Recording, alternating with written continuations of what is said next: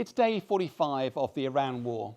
President Trump has threatened to blockade all maritime traffic passing in and out of the Strait of Hormuz bound for Iranian ports. There are a number of Iranian ports here. What's expected to be the primary focus is Karg Island to the north there. That's where most of Iran oil exports are from, but also Jask port down to the south here. He's also threatened to interdict any traffic in international waters that has paid tolls to the Iranians and threatened to bomb to hell any Iranian resistance to this plan.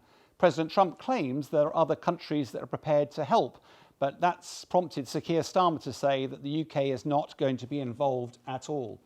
What is interesting is how would this blockade be established? Well, it won't be like World War II, simply putting a line of ships across the Strait of Hormuz. Not only would that be incredibly vulnerable, but it's also not really required. The main focus will be on the big tanker ships coming from Karg Island. You need to detect them, track them, and potentially interdict them, and you can use a variety of different ways to do that. The US has already got 2 destroyers in the region. They will be heavily augmented by air power, operating either from the carrier group or land-based, and they have access to helicopters as well if they need to board vessels or indeed to detain them. So one of the big challenges facing the US is the minefield that's just the southern side of the Strait of Hormuz. When we think of mines, we think of conventional floating mines, World War II. These are not going to be used in the Strait of Hormuz because they're very difficult to track, and it'd be just as much danger to the Iranians as it would be to anybody else.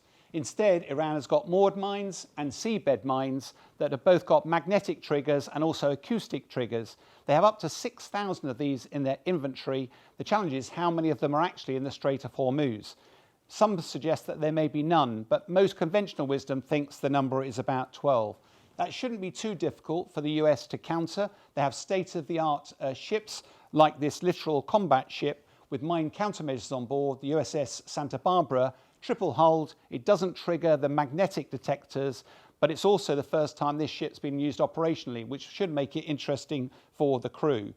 Of course, the Iranians themselves will not be taking this line down.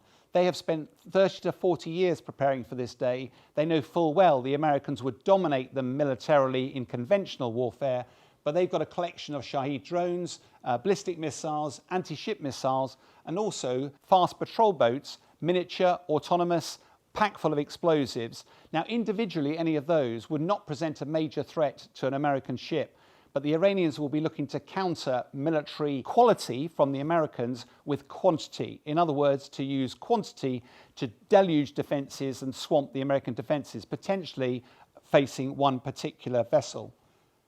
Of course, will this actually work? Well, historically, blockades have taken time to actually deliver results, and that's time that President Trump doesn't have.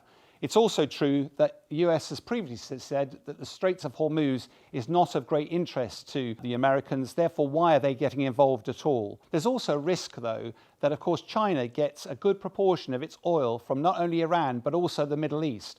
And if America was to start intercepting ships bound for China, or worse still, Chinese ships, a grave risk of escalation. Through all of this, though, it's pretty evident that military action has not delivered the strategic success that President Trump has been seeking. Despite US military dominance, Iran still has a stranglehold on the Strait of Hormuz and significant leverage for any forthcoming negotiation.